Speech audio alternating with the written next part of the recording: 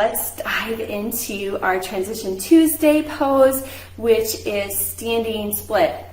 So standing split can be a pretty challenging pose, right? Because it's a balanced pose. You're balancing on one leg and your other leg is, reaching up into the sky. So you have to have good length, good flexibility in your base hamstring, the foot that's on the ground for that leg. And then your top leg, you need some activation in your glutes as well as your hamstring to get the leg up higher.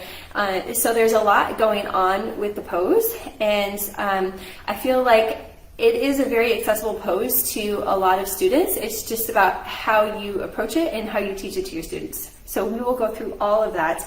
We're going to start with the comments that came in from everyone, and I'll walk through those just so you have a visual of what others have posted, and then I'll share some of my own thoughts. So I think I need to tilt this up just slightly so you'll be able to see me and this post here, and I have it up on my phone so we can go through some of these. All right, so let's start with the first one. Sakhil has said Warrior 3 to standing split, and I kind of feel like you could do Warrior 3 before or after standing split. So if we think of Warrior 3 here, right, our body is in like a T shape, and then you can just lower hands down to come into standing split, top leg reaches up, and then you could even come right back to Warrior 3 and lifting up into Warrior 3, and then you can move into other poses like, let's say, a high crescent lunge.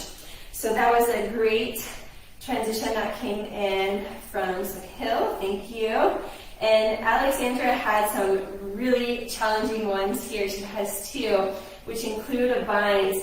And I commented saying, like, I'm going to need to warm up for this because these ones are pretty challenging. You could offer these to your students just if you see students who are doing pretty well with the standing split, you can offer it as an intensification, or you can even make it your peak pose in the class. So the first one, I'm trying to see which way it would be best.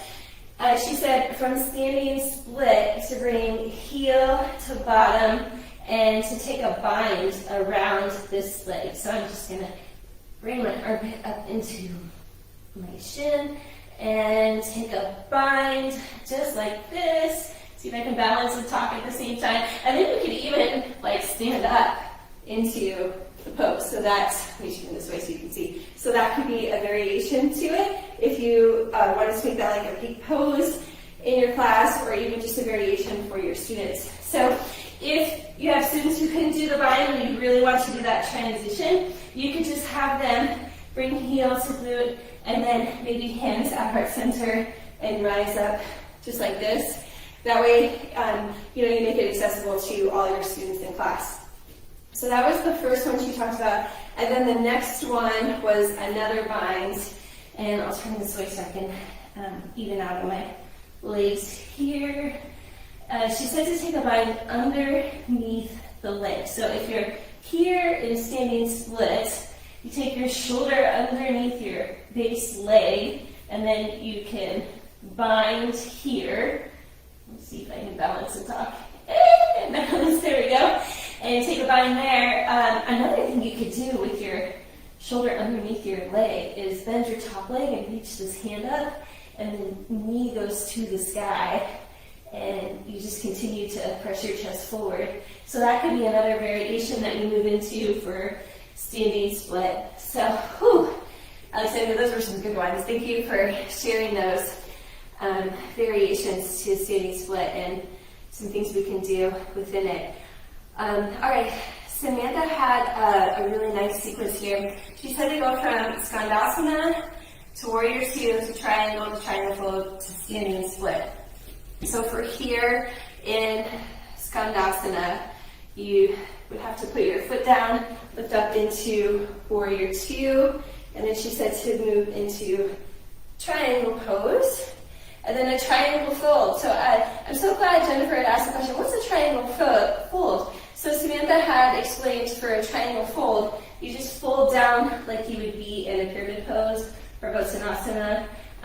But I imagine that you're still keeping your hips open and you're just folding down. So it really creates a different sensation on the pose and I'm glad she had mentioned that because it's definitely something different.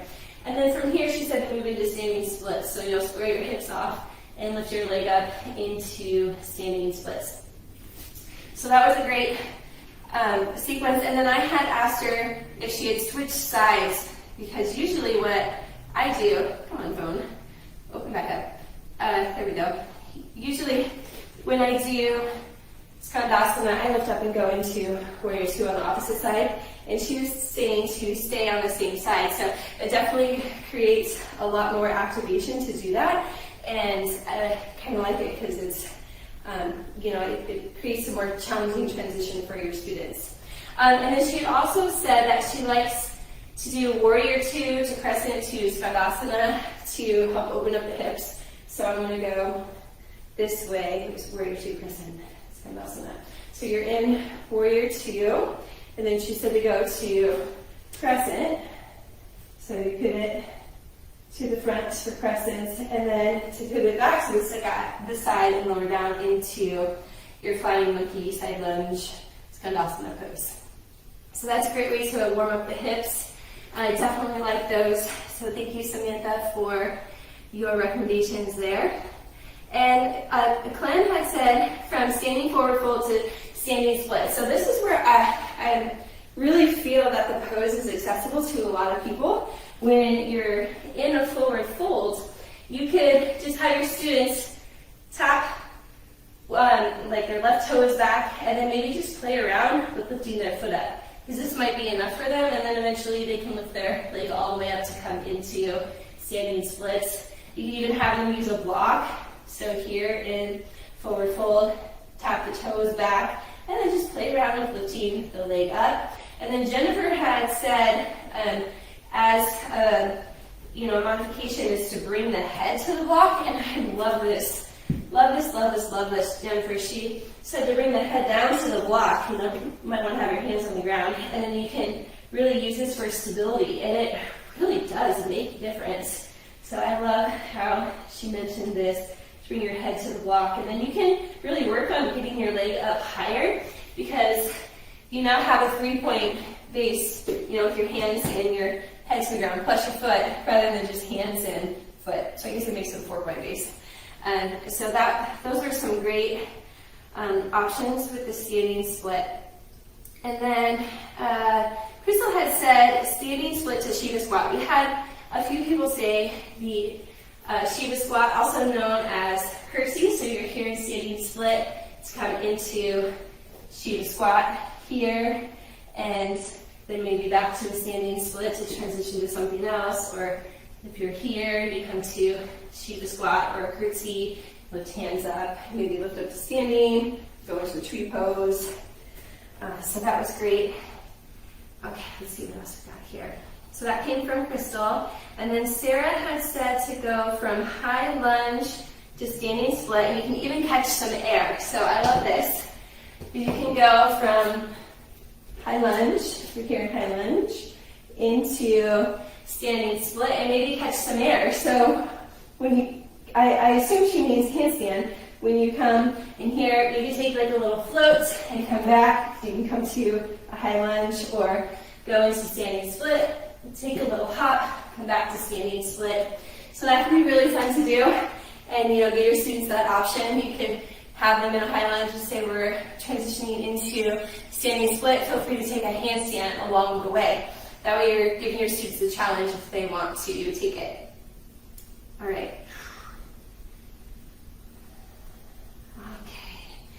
Eve had, she said, love this pose. I like to do curtsy squats, and she's been known to do 25. So this, oh my gosh, I've never done more than 10. So if you think of standing split, coming into curtsy squat, lift back up, curtsy squat, lift back up. That will definitely put the back of your thighs on fire if you do 25 of those.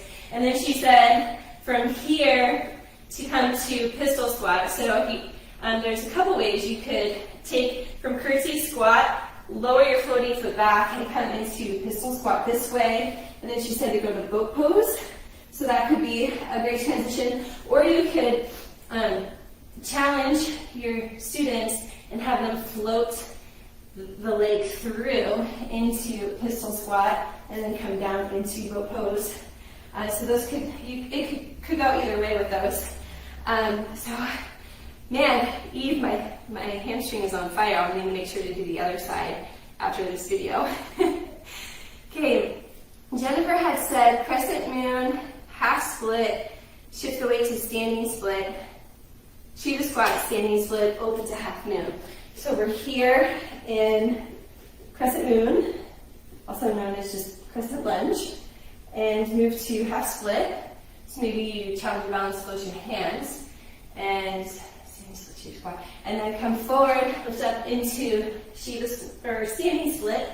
Then Shiva squat, so either curtsy or you could bring your hands to heart center. Come back to standing split, as she said, to open into half moon. Ooh, what a nice sequence. So there you go. If anyone's looking for a sequence for your next class, you just got one. Okay, thank you, Jennifer, for those. And then our last one is from Leah Michelle. And she had talked about practicing at the wall, and I'm so glad she said this because using the wall is a great resource for standing split. So, and then she had a sequence after that. It was forward fold to chair to curtsy to warrior 3. Okay, so standing split at the wall. Usually when I teach standing split at the wall, I'll have students just come to the wall and bring one shin to the wall. So they're just like this. So if you're looking at a side, it looks like this. And then just have them slowly lift their foot up to the sky to come into standing split. And then just to add on to Leah Michelle's suggestion at the wall, you can make this really challenging by working on handstands and floating the bottom foot. So you can hold that for a few breaths and then lower it down. And then if you also wanted to work on strengthening the outer hips and thighs, you could do these little circle things. So lower your foot down and lift it back up. So your students would need to have the flexibility to come into standing split at the wall before you do these. Otherwise, it might just be a little awkward for them. You could do those. Let me just do the other side here. So I'm even, don't want to get too out of balance. So here, standing split, lower your foot down, hello plant, lift back up, and come into standing split. Lower your leg down, and back up. So those could be some great options you can do at the wall, some nice variations. And then she had a sequence after that, so let me just touch on the sequence she did. It was, you're here in a forward fold, so you come off the wall, and you're here in a forward fold, chair, curtsy, warrior 3.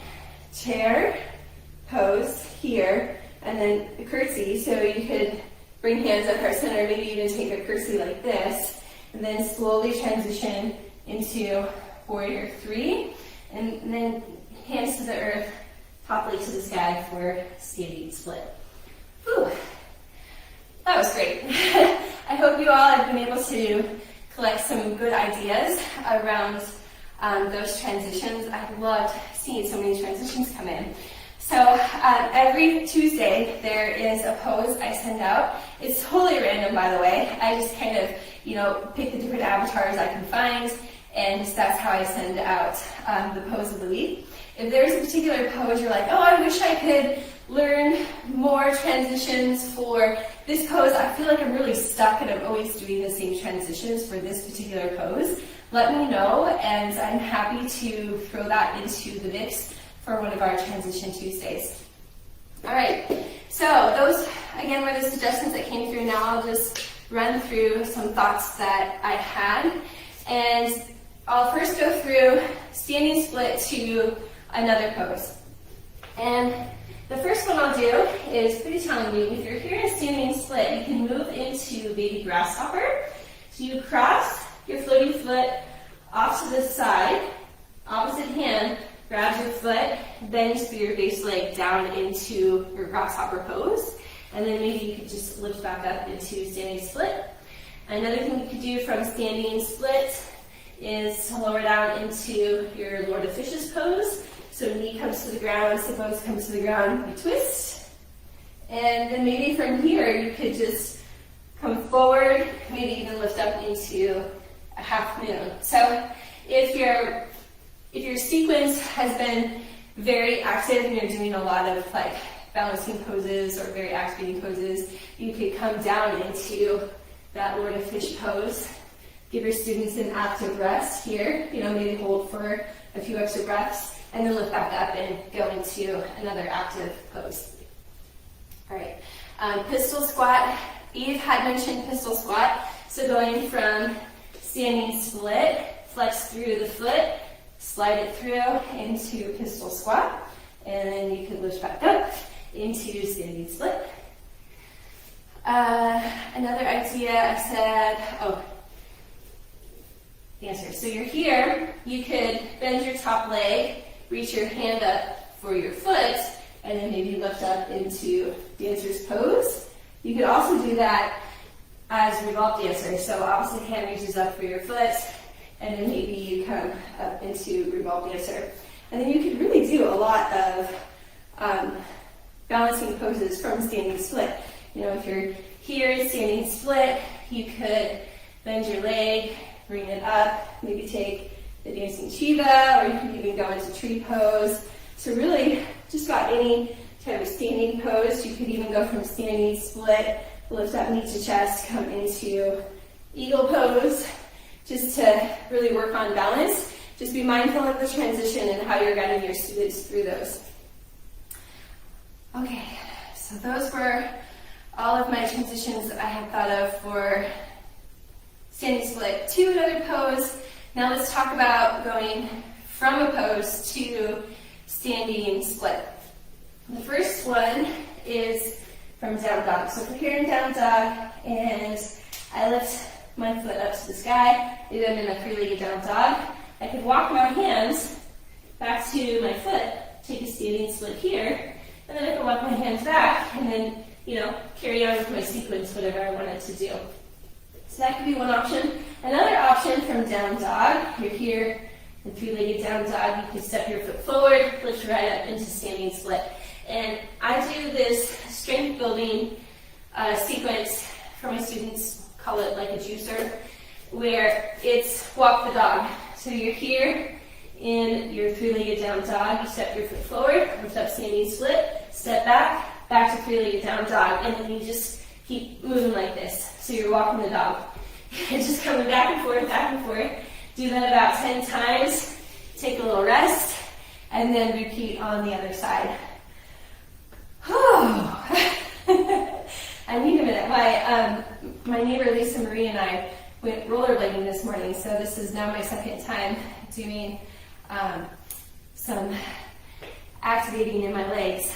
All right, we talked about Warrior 3.